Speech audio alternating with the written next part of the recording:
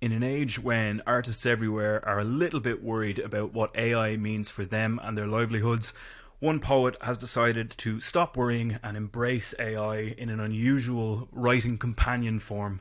This week on Words That Burn, I'm joined by Sam Riviere to talk about all things AI and poetry and his new collection, Conflicted Copy. Hi Sam, thanks Hello. for coming on the podcast. Thanks for having me. Yeah, thanks a million. So this is a pretty interesting literary experiment. It's a book of poetry that's been inspired or in conversation with AI. It's a little bit hard to define that. Yeah, it's basically written entirely using AI and not out of a position of technological expertise at all, out of a position of ignorance and disorientation.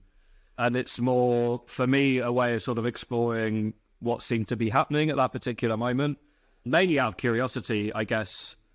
If you're interested in writing and there's some new technology around writing, of course, it seems normal to be somewhat interested in it, even if that quickly turns into disappointment.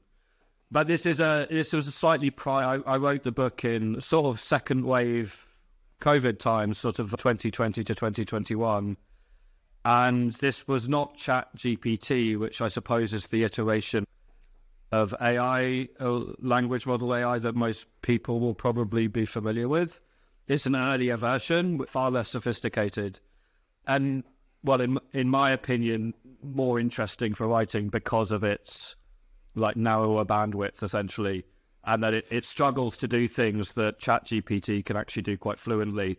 So I guess I'm kind of interested in the margins where it fails and what happens then, rather than in producing something like getting it to write a Shakespearean sonnet. That doesn't seem very interesting to me.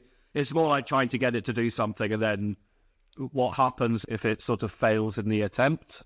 There seems to be like a margin of something interesting aesthetically to do with language. And I suppose that was kind of my motivation.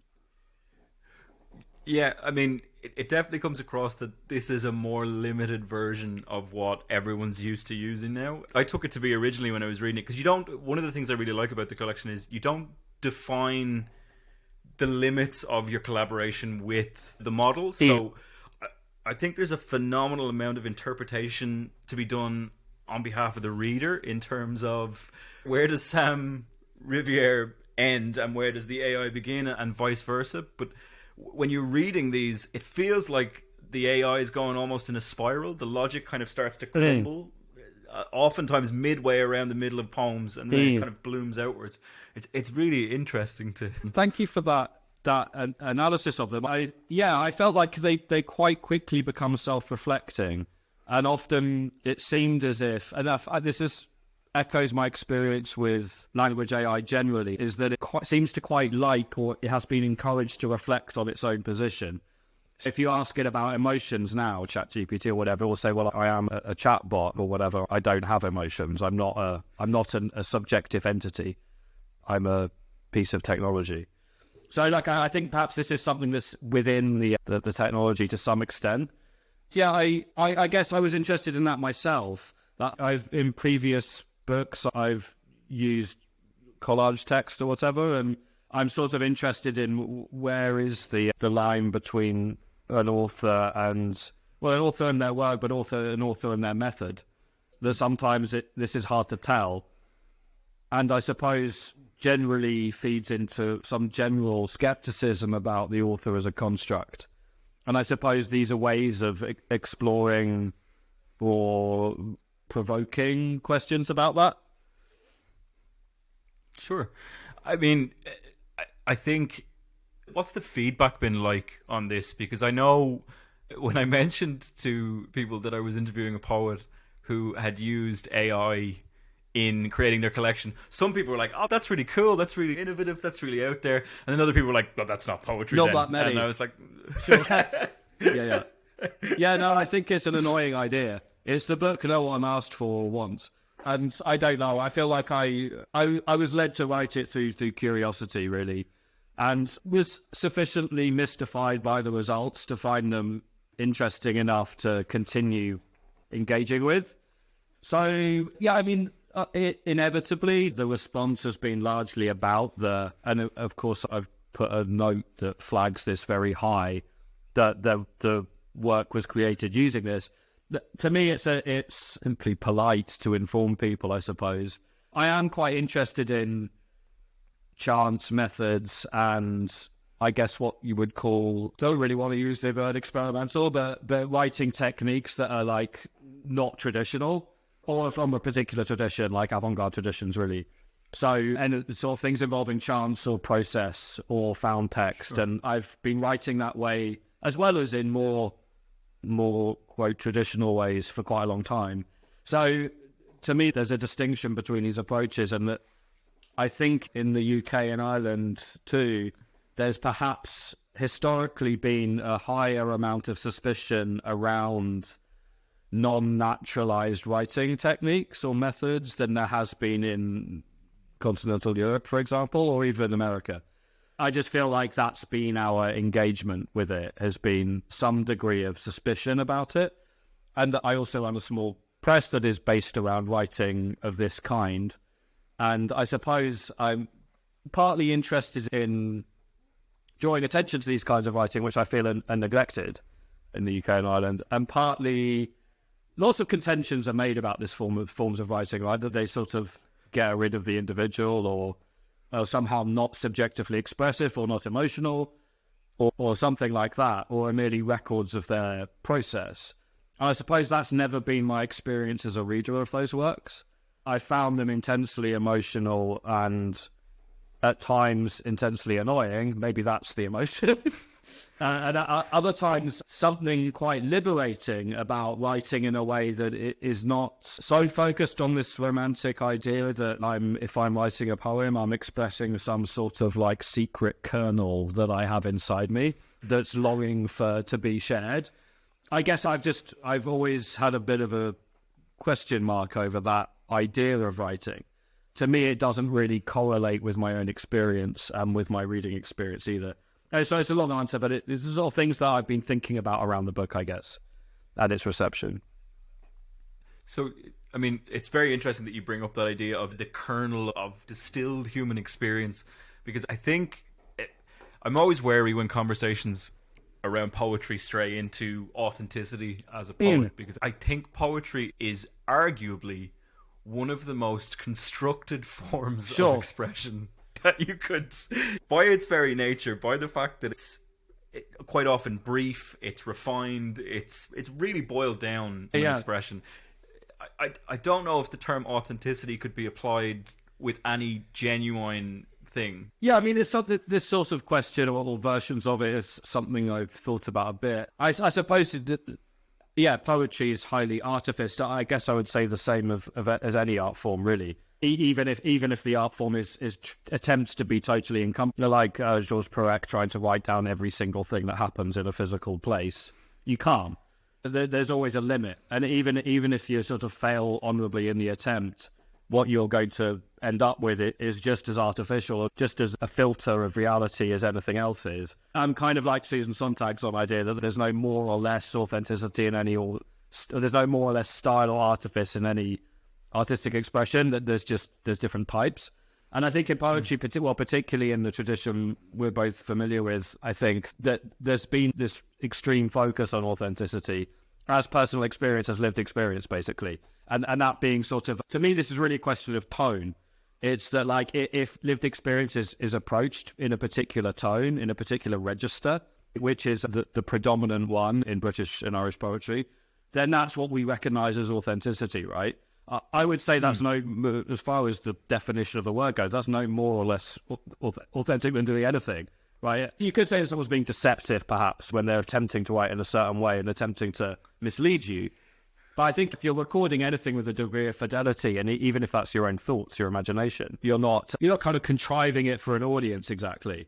Then I think you're dealing with some degree of authentic artistic expression, and that's fine. And I think there's room for all sorts of that. I just feel like we have in poetry particularly, a pretty narrow understanding of what that could mean. And it tends to focus on the relaying of distilled experience that you were saying. Hi. If you've been enjoying listening to this podcast so far, please consider leaving me a review wherever you're listening, be it on Spotify, Apple Podcasts, or any other podcast outlet. It really does help to get the podcast out to more people. Yeah, I mean, it's quite interesting because you talk about distilled experience there, and for anyone that has read a particular poet for any length of time, their distilled experience gets quite repetitive. You'll end up if you. I don't mean that as offense to poets. No, I know what you mean though. What I mean is you find repetitive symbols, you find repetitive imagery. There are some obsessions that come back again and again. It's inevitable for poets in all shapes and sizes, in all kind of different disciplines of poetry throughout the world. But one of the things I noticed in your collection, in Conflicted Copy, is you have the same words that pop up again and again as kind of thematic springboards. So I possibly reading far too much into it. I'm fascinated by the repetition of words that comes up, especially when you read your contents pages very unique. It's almost like a block of strange code or something like that. It's quite enjoyable in that way. There is a system really. So there's a set of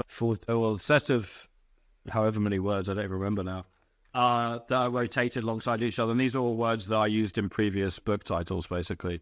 So the idea is to, I mean, essentially when I first started playing this, I just thought, can I just order up another poetry book? Can I just get it to write one? And I'll just give it the words that I already use in the titles of my other books. So there's a limited, basically every recombination of these words, except the original use ones. For example, After Fame isn't used because it's a book I already wrote, but after every other combination is. It results in 42 poems. So it's a kind of primitive algorithm. It's like a way of recycling, motifs and tropes. And I mean, I always was quite interested in this idea with to what extent are these repeated motifs or obsessions, after a while, to what extent are they somewhat performative or somewhat staged, right? That I'm not completely convinced that. It's like when you listen to a podcast and they always begin with saying, "Oh, I'm obsessed with this. I became obsessed with this story." So you didn't. You decided you wanted to make it. You decided you wanted to make a podcast about it, and you think saying you're obsessed with it makes it sound more interesting. It's a little bit like that with poets and their motifs, right? It's a bit like, oh, you keep going on about that, but are you actually interested, or is it just something that you've done well with, and therefore you start to recycle it? And I think poets are pretty prone to self-imitation, as much as any artist is, right? There's an organic element to this, of course, that people recycle things, but I also really like writers or artists who try and step away from that, right? And try and totally disrupt their nice little machine they've got going. So this was kind of a way of making fun of that to some level. And also just a convenient way of being like, initially, can I just sort of mass produce another book without actually making it? I was interested in that as an idea.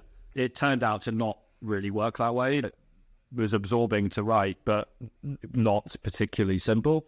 So I suppose, because I'm sort of, again, I wouldn't say I have a position on this exactly, but I'm sort of aware of possible criticisms or possible advantages to these sort of maneuvers that seem to be very part of the course in the poetry world, right? So it's a way of thinking about them, really. I mean, the collection comes across as a deconstruction overall, I guess, and you're welcome to correct me on that. That's just my interpretation of it. It is a fun way. Fun is probably the wrong term. I feel like fun's a belittling term. It's fine. It's a new and engaging. It's an engaging way to look at how we construct poetry, how poetry is perceived either by yourself as the poet or by the AI that you're using, because they are trained on massive amounts of text. That's what they do. So unfortunately for humanity, it's going to spin up a lot of repetition. And that I'm not really a true believer in the sacred kernel of humanity, to use your own phrase. But projects like this turn it up and show you that actually we're quite repetitive. We get a little bit stuck in loops and stuff like that.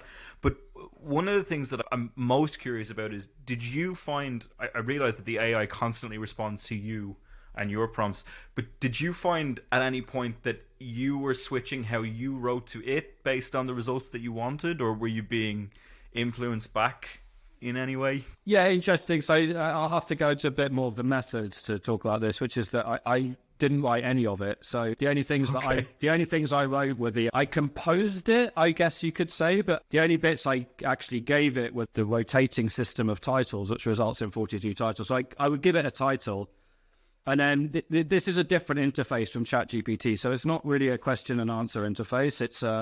It's more like a text screen interface where you can make various selections. For example, how much text is it going to produce based off of your initial prompt? How much control do you want to have over that? And I settled on an interface where essentially it'd give you about a word at a time. So, and from that, you would have a selection of maybe 5 or 6 words. So the first word of the poem, to pick a random example, it. So I could have had it, he, then, which, why. So okay, I go with it this time. Then it says, it feels, I went with. But it probably said, it feels, it seems, it sometimes. There'll be maybe another 4 or 5 options. Proceed in that way. Sort of almost like early predictive text, where it would give you a few options that you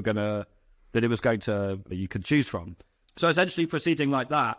So in a way you could say I was never deciding what word other than from this list of words, right? So I had some options, but I would never go outside of those options. So quite quickly it would become clear that it would want to go down really well-worn pathways. So it would be like if you put at, the example I've been using is if you put at the end, it's going to suggest of the day. That's just how it's attracted to the most well-worn grooves of language, right? That's what it's going to suggest. So the negotiation became about trying to get it out of those troughs and push it into areas where it started to make slightly weirder or more interesting to me suggestions. So that was something I kind of played with as I went and probably became better at the longer I did it for. By the last ones, I think I'd got a bit more skilled at deterring it from these more like well-trafficked routes. Sure. One of the things I love about doing these interviews is it sheds a completely new perspective on poems that I read in someone's collection or something like that, and I love that moment of realization in the moment. But I like the cyclical kind of disruption of a disruptor kind of thing that you mentioned there, where so you're intentionally trying to steer the AI out of the groove that it's fixed itself in. And one of the poems that struck me, it's one of the really early poems in the collection, it's True Mode. And it seems when I originally read that one, I was like, oh, this is a conversation the AI is having with the poet, where it's trying to convince them that this is okay, that this interaction is fine. But it's funny because it's like, again, I'm hesitant to say the word "it dreams" because it's an AI. Its dream is for the poet to be liberated. Its dream is for the poet to leave. I mean, I think there comes there were obviously, I mean, things I was aware of as I was doing this, where it would start to make me think of things. I'd be like, okay, can I get it to move towards something like this idea? And there's definitely points in the book which became recurrent, which were the sense of the I possibly being me, possibly not being me. There's a bit where it says the poet can never give me the body I'm dreaming of, or whatever. It could be read as this is a disembodied voice that can't be, the poems are continually failing to embody it, right? And I suppose this double-mindedness or this double perspective is something I wanted to keep in play as much as possible. And also, to me, it connects to the tradition of poetry anyway, which is that the I both is and isn't the poet or something, right? The I is also, in a weird way, the reader, right? Like the I is kind of the circuit breaker you can plug your own experience into. I don't feel very satisfied with the idea of the I as a sort of legal entity on the other side of the poem. It feels more like it's got doors on both ends or something. So I like that idea, and I think this idea of self-othering through writing is also something that a lot of poets or readers of poetry will have encountered, right? Where things that seem to be in some way personal seem to have graduated or been mobilized into the public suddenly, right? And it's, in fact, you sort of lose claim on an experience like that in far as this literary expression goes when you've turned it into something that's notionally artwork. So I buy this idea of poetry as a transformative practice, and it feels like this means that the perspective or the subject position of a poem is something that's actually pretty open-ended.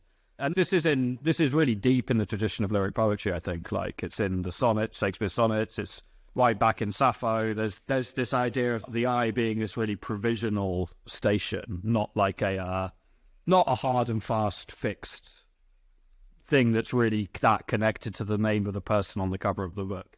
So I guess these sort of games with this became, or these contestings of this in the poems, if you like, were something I was thinking about, and I guess I was nudging things in that direction for sure, because this is part of why I was interested in using the technology anyway. It was like, where do I stop becoming the author of this poem, or who am I in this poem, right? I've never had the experience that this talks about. Yeah, I seem to be writing it.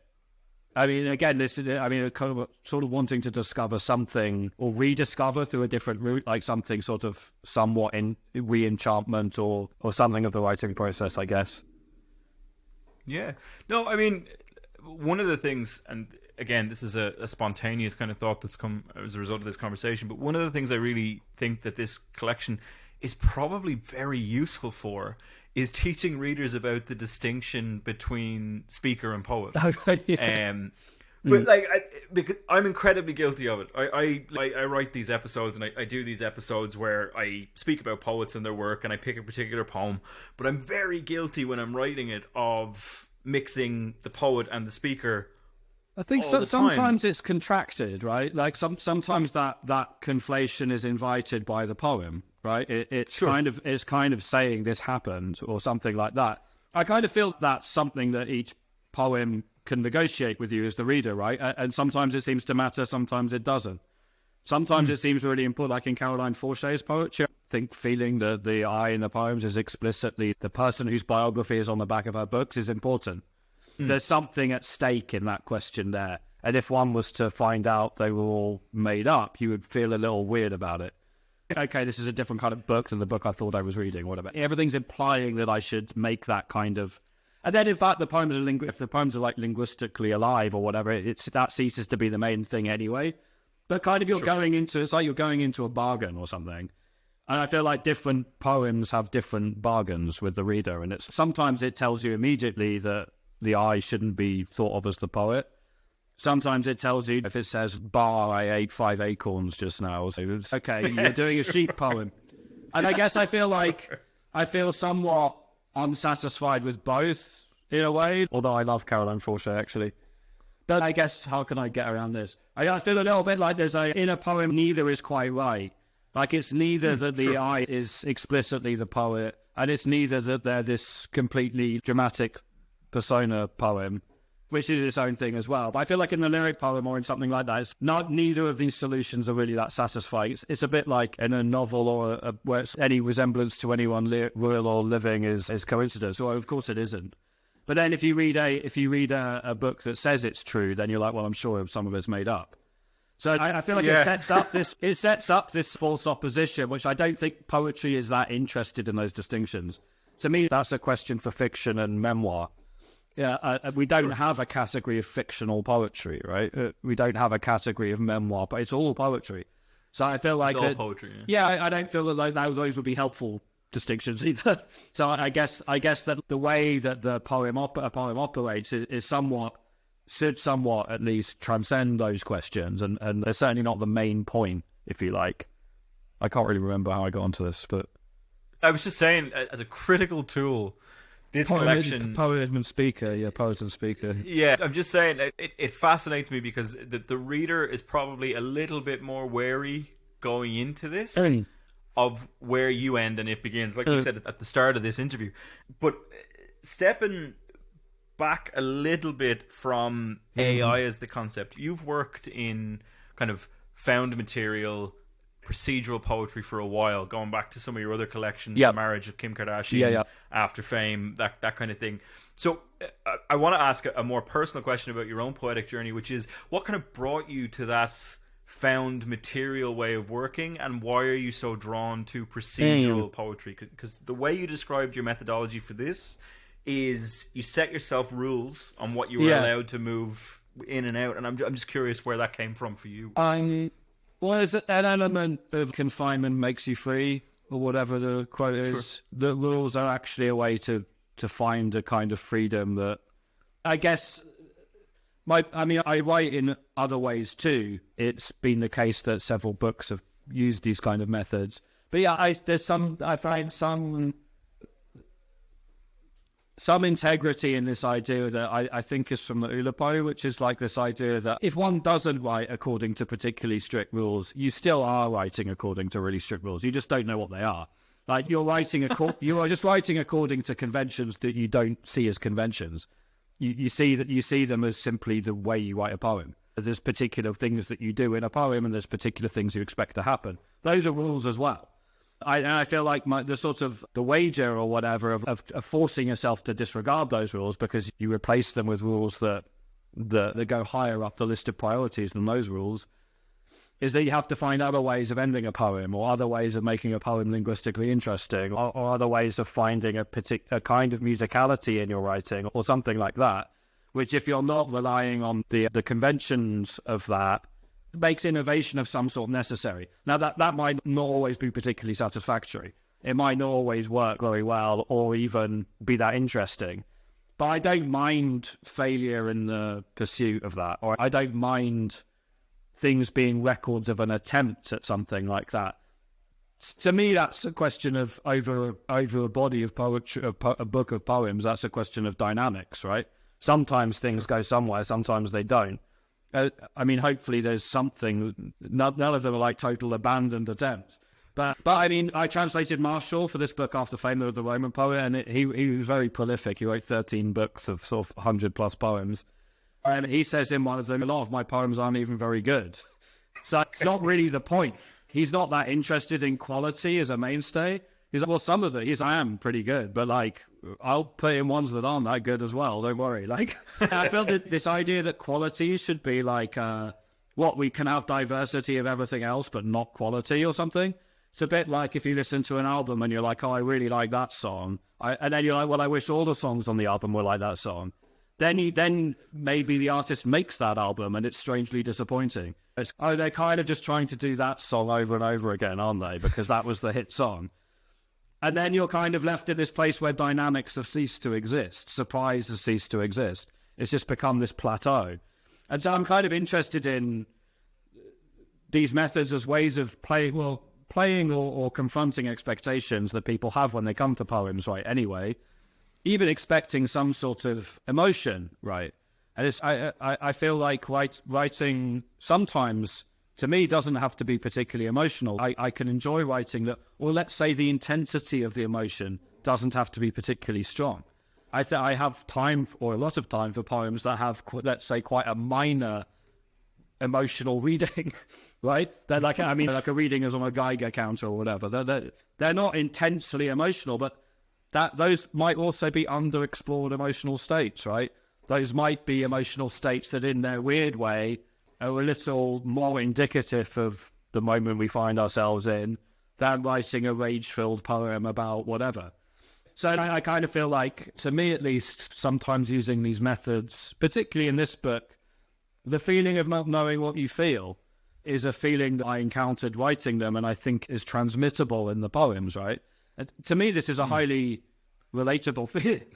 Like, yeah, it's a feeling that it might not have a particularly clear border or a particularly based emotional power, but it does seem to be incredibly pervasive, and it does seem to be incredibly powerful in the way that it paralyzes people in various ways, right?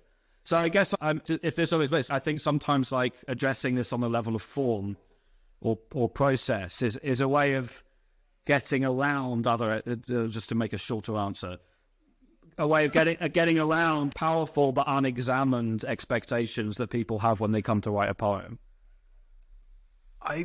You're struck by that a few times in Conflicted Copy, and also I quite like that idea of steering clear of the, again, I have to be very careful how I phrase this, but the popular emotions. Do you know what I mean? I think modern tragedy is a pretty big staple of poetry in the last 15 years, Yeah, or I think getting away with this sense as emotion as genre almost, which is maybe emotion starts to become, in particular forms of poetry, aestheticized to the point that it almost seems worth having the emotion for the sake of the poem, or in some weird world you can imagine that happening, right? Where it's like, how far away is, or I mean, taking poetry out of it, taking, say, performance online as the example instead, perhaps having certain emotional experiences, if they're more viral than others, actually becomes preferential if that's your goal, right? So I feel like poetry is also, it's not clean of commerce in this sense. It's also a place where emotions are commodified. And I feel like I also like intensely lyrical poetry, but I guess I do have some sort of doubts about when a certain emotional register, like we were talking about earlier, or even certain content becomes particularly instrumental in the writing of poetry that seems to be particularly desirable to express that kind of emotion. It starts to become, this isn't really about the emotion at all, this is about aesthetics, actually. And if one was to approach the same experience in a different tone, that would be unacceptable, right? The experience has to be approached with the proper tone. Only then is it acceptable. So I guess I feel like our understanding of emotion, which partly comes through literature, at least historically, is kind of important, maybe. Therefore, or sort of not exploring other ways of doing it seems neglectful. And I guess as soon as something starts to become sort of sellable in the way that certain emotional content does seem to be, or becomes made a kind of imperative for people who are starting to write poetry, right? There's a kind of demand for people to write certain poems to prove that they're serious. It's like, well, what if you don't do that? What if you do something else? And what if there's some way of doing things which just increases the range of possibilities, right? That seems to me a desirable situation in terms of an art form. Absolutely, you want that range. It's kind of essential. One of the poems that I think hits on that, like almost bullseye in this collection, is "Dead Dogs." So I realize right from the title, that is an evocative, standard, emotionally heartbreaking image for where we are as a society. I mean, I have a dog. I have 2 dogs. Yeah, they're amazing. This God is in no way anti-dog. Before we go any further. But the AI doesn't get that, and it doesn't write in that way, and it ends in possibly my favorite 2 lines of the collection, which is, "The ending is very sad, as the ending would have been." I think it's quite an amazingly detached look at the popular kind of heartbreak that we see in modern poetry, where it's a very sad story, and everyone had a very sad reaction, as you would in that awful situation. As one would expect. Yeah, I guess you're making me think of the roadkill poem, which I feel like is almost a genre unto itself, right? That almost you haven't cut your teeth if you haven't written a poem about running over a weasel or something. I have no problem with this. It just feels like when it becomes this thing, is it really that much of a, right? There's some good poems is it about that common? Is everybody going through this? Is it that interesting? Once you've read one, haven't you kind of read them all? You see the guts, you do the sad walk back to the boot, you get out a spanner, you go and finish the job. There's some kind of epiphany as you watch the road in your headlights and driving away from the scene. It just feels a little bit phoned in or something. This is exactly what I'm talking about, I suppose. It's equally possible to have a completely different reaction to a situation like that. And yeah, I don't know if I was like subject matter waiting to happen kind of poem, where I feel like some degree of, I feel it's gross to feel that way about life.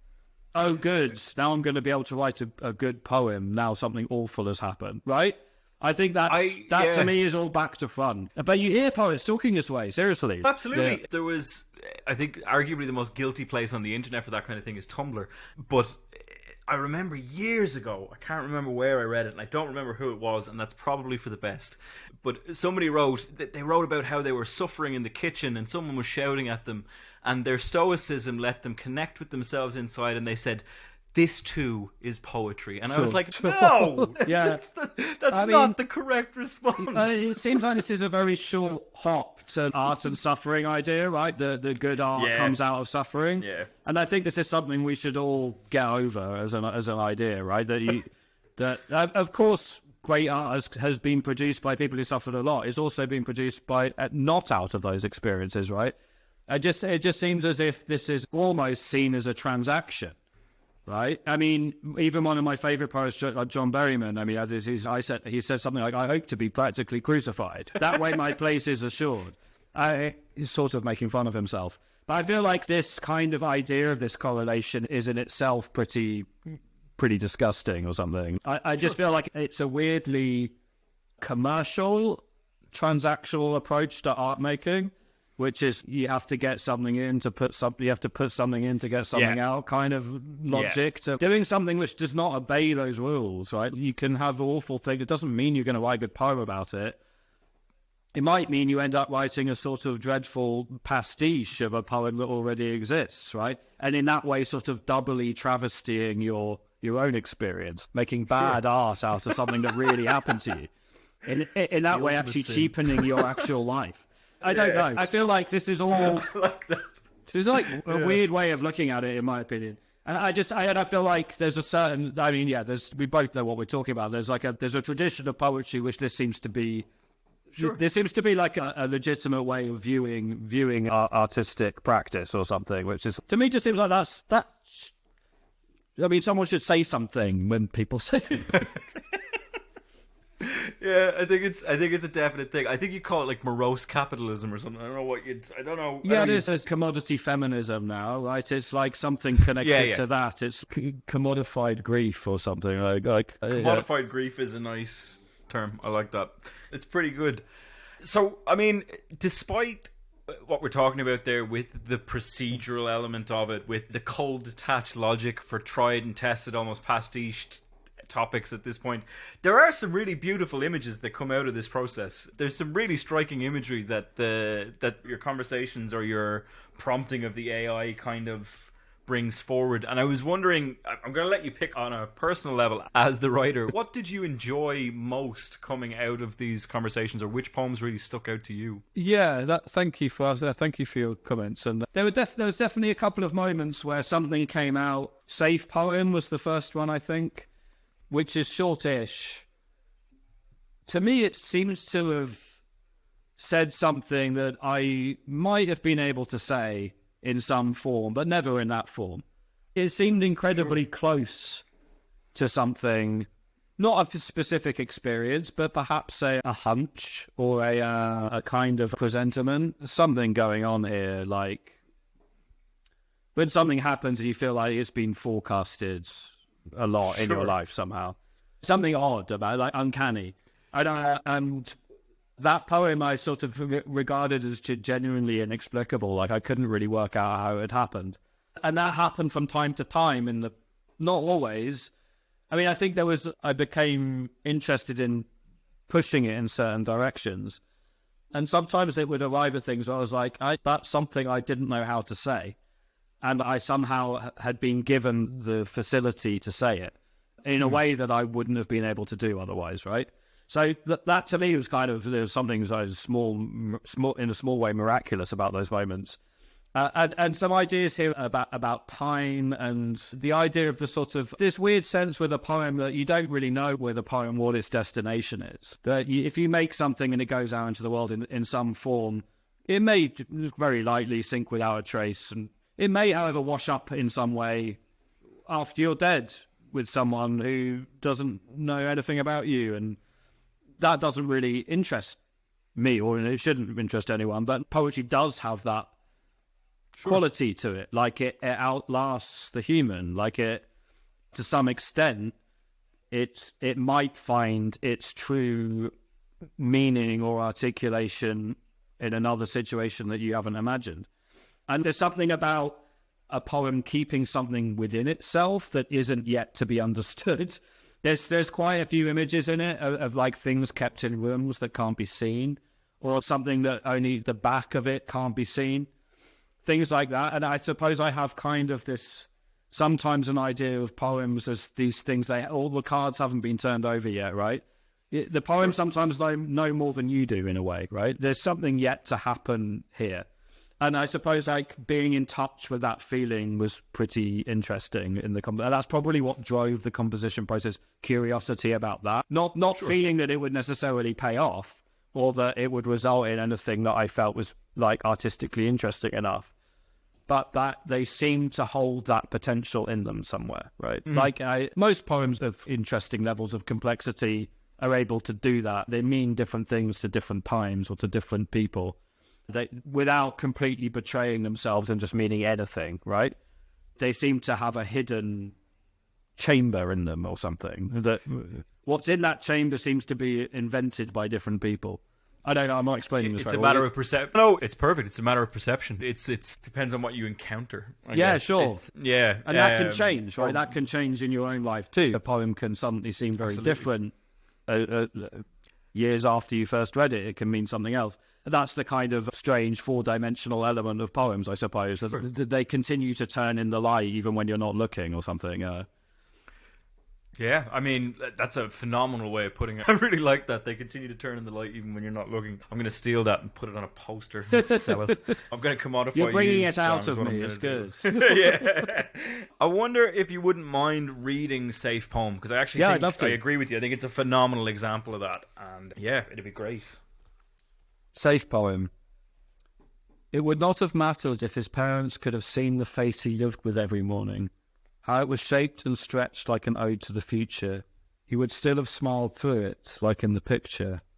All was clear. The image hung there as long as he breathed on it. For years now it had bloomed, becoming less static, more intricate with age, growing wider and fainter, changing to a colourless, translucent shade that only made him smile more slowly, more lovingly, as if in pain from it. I'm particularly taken with that poem. One of the lines in this particular poem helped me understand what was happening in the collection, and that was, for years now it had bloomed, becoming less static, more intricate with age. And for me, that kind of encapsulates a lot of what's going on in this collection. I said to you earlier that the poems kind of spiral out of logic and kind of cascade in their own weird way, but blooming is another way of looking at that. They do kind of just find their own feet as they go, and then I guess the AI just goes, yeah, I'm going to go this way now. I'm going to have a look and see what's down here. Yeah, it throws something up sooner or later. I think you said bloom even when you were talking about that earlier, right? I'd imagine it was probably looping in my brain. Yeah, which I really that idea that, I mean, this comes out of the language, really, right? Because they're not idea-led poems, and I suppose this is something I thought a bit about, because the way people talk about AI a lot, right, is as if like it wants something, or as if it has the capacity to choose. Have to be a bit careful with the language around it, but it has no interiority. It isn't a thinking entity. I would say it's a writing tool.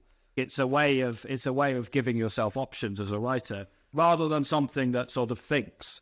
Right? It doesn't think. It recombines language according to pretty complicated, now pretty advanced systems.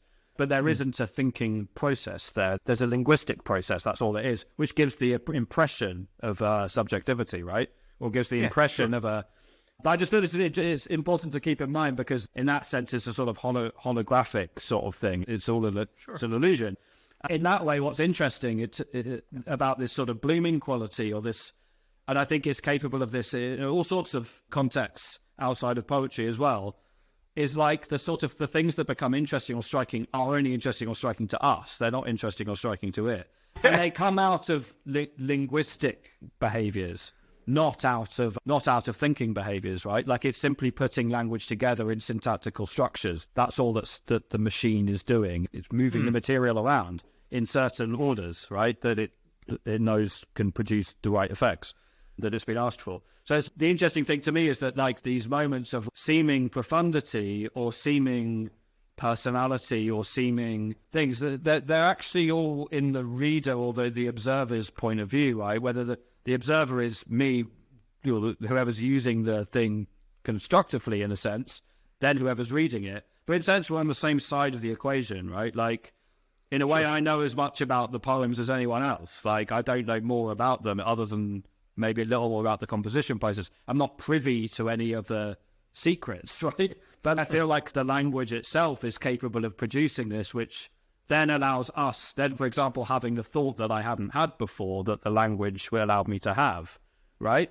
Is, okay, that means like this is possible for actually original things to happen. But it really isn't the thing making those happen. It's us seeing the pattern in the language, right? The unexpected placing of one word with another word even. And you're like, oh, wow, actually, that's kind of interesting. It doesn't know it's interesting. It doesn't care if it doesn't know or care anything. It's just a machine that puts things together in different orders, right? So it really, to me, made me think about foregrounding that communication can happen in this way, right? It can happen in this sort of mirroring way or in this refracted way that then passes to other people too. And that's still a form of understanding, right? It's not detached from that. It's not just abstraction on some level. Sam, I think it's a fascinating collection that really achieves an interesting analysis of our modern relationship to poetry and our modern relationship to generally expressing ourselves. It's really brought some interesting questions to it, and thank you so much for coming on. Oh, it's my pleasure. Shedding some light. Thank you so much for having me, Ben. It's been a real pleasure. Thank you. Thanks a million. That was my interview with poet Sam Riviere on AI in poetry. Of course, that's only one perspective on a topic that is probably only going to gain traction in the coming years. What do you think of the use of AI in poetry? Is it ever justified, or is it just another writing tool and technique like any other? There are a few ways you can get in touch with me and let me know. You can find me on Instagram, Words That Burn Podcast. You can find me on TikTok at Words That Burn 2. The podcast is also on YouTube. You can find all of Sam's social media links down below in the description. If you or someone you know would enjoy this conversation, please consider sharing it to them directly. It really does help to get the podcast out there. If you'd like to read this interview, the transcript is available at the Substack link below in the description. If you enjoyed this interview, please consider leaving me a review wherever you listen.